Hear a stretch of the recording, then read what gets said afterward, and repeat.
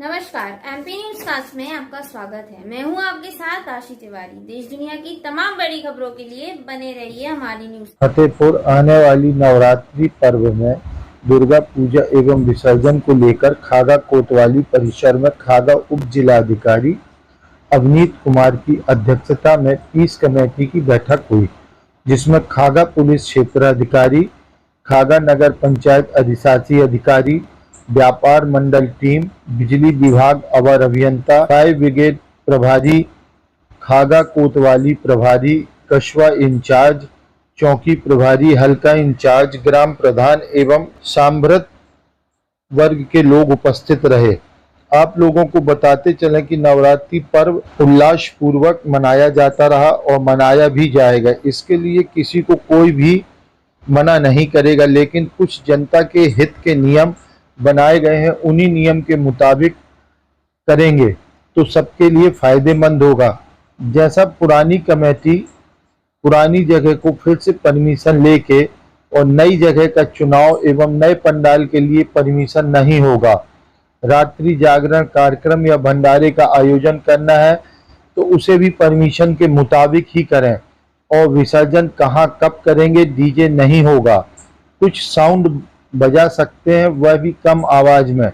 Light केवल कटी नहीं लगाना है और कोई किसी तरह की अफवाह नहीं फैलाएगा। अराजकता करने वालों लोगों को चिन्हित कर कड़ी कार्यवाही की जाएगी और कार्यक्रम के अंत में अच्छी बिजली देने के लिए व्यापार मंडल द्वारा अवर अभियंता को सम्मानित किया गया। आइए सुने क्या कहा उप जिलाधिकारी अवनीत कुमार, पुलिस क्षेत्र अधिकारी ब्रजमोहन राय, खागा कोतवाली प्रभारी राजकुमार सिंह, जेईडीडी सोलंकी, खागा नगर पंचायत अधिशासी अधिकारी देवभूति पांडे ने और व्यापार मंडल अध्यक्ष शिवचंद शुक्ल ने। आप देख रहे हैं MP news cast Uttar Pradesh प्रभारी संजय पटेल की कवरेज फतेहपुर से।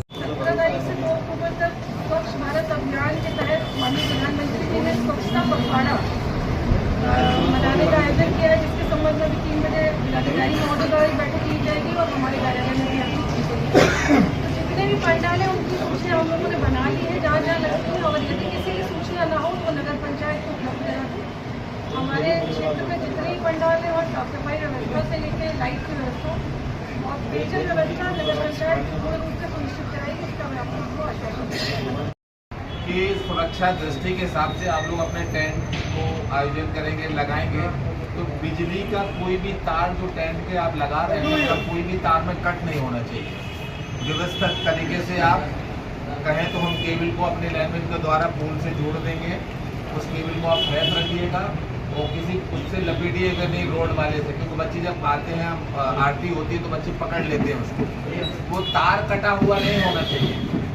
हमारी सभी जितने भी झांकियाँ रखी जा रही हैं उन सभी से हमारी अपील है, अनुरोध है मोहल्ले वासियों से भी कि इस चीज़ का विशेष ध्यान दें। अगर कोई आयोजन करता है, अगर कटी हुई केबल को लगाता है और ऐसा कुछ करता है, उसकी हमें तुरंत सूचना दें।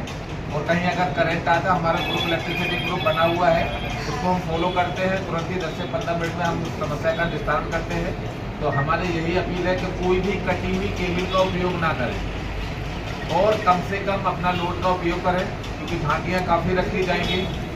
मंडल के सम्मानित व्यक्ति, पत्रकार बंधु और प्रत्येक गांव से आए हुए दुर्गा प्रतिमाओं को आयोजित करने वाले संरक्षक एवं चौकीदार सभी लोगों को इस पीस कमेटी की मीटिंग में आप लोग आए हैं। आप आभार व्यक्त करता हूँ। कुछ दिशा निर्देश है 22/9/2025 से 2/10/2025 तक दुर्गा पूजा का आयोजन हो रहा है। मूर्तियाँ इसमें पूर्व में जो लोग स्थापित करते आए हैं वो मूर्तियाँ यदि स्थापित करना चाहें तो करें। नई मूर्तियों की स्थापना बिना अनुमति के सक्षम अधिकारी जिलाधिकारी महोदय के अनुमति के बिना आप लोग नहीं रख पाएंगे। इसके लिए आपको प्रयास करना पड़ेगा। कोई नई परंपरा शुरू नहीं होगी। समय समय पे शासन के द्वारा और माननीय न्यायालय के द्वारा इस पर गाइडलाइन भी आई है। तो आप जो भी नई परंपरा शुरू करेंगे वो सक्षम अधिकारी माननीय जिलाधिकारी महोदय की अनुमति के बाद ही करेंगे। और जो लोग मूर्तियाँ रखते हुए आए हैं वो भी अनुमति प्राप्त करेंगे, क्योंकि हमारे जंक्शन में धारा 144 लगी हुई है, तो किसी भी कार्य प्रयोजन के लिए आपको अनुमति प्राप्त करनी ही होगी।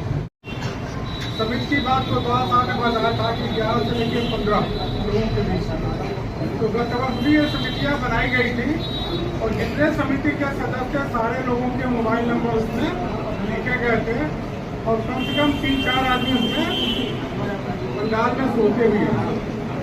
तो ऐसा नहीं कि पंडाल को खाली छोड़ दिया जाए और माता जी की मूर्ति अकेले न रहे। इस बात को ध्यान रखिएगा, प्रांगण में जरूर कोई न कोई सोए। बिजली के जो केबल वगैरह होती है, कनेक्शन की बात बता दी गई है, नई केबल रखिएगा जिससे कोई शॉर्ट सर्किट न हो, दिक्कत की समस्या है। तेज प्रकाश बैठे हमारे बसों का आप भी एक बार घूम लीजिएगा। दूसरी पंडाल में मूर्तियाँ लगी है, एक बार जा करके व्यक्तिगत तौर पर आप भी जरूर कर लीजिएगा, पर्याप्त फायर सेफ्टी हो, जिससे कोई दिक्कत ना आने पाए। एक विशेष अनुरोध है कि मूर्ति विसर्जन के दौरान नई उम्र के लोग काफी उत्साह में आ जाते हैं। वो उत्साह कभी कभी रंग में भंग डाल देता है। ऐसी स्थिति उत्पन्न न होने पाए, जो होती है तो सबसे बड़ा कारण उसका है आपका, कोई अपना पीपा लेता है, कोई नशा चोरी अपना कर ले। दूसरी चीजें या अबीर और गुलाल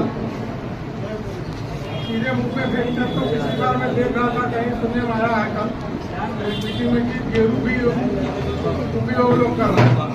तो कृपया करके जो भी मूर्तियाँ हैं विसर्जन के दौरान वो गेरू न लेके चले। पुरानी मूर्तियाँ रखी जा रही हैं, उन्हीं की परमिशन ली, कोई नई परंपरा न शुरू करिए।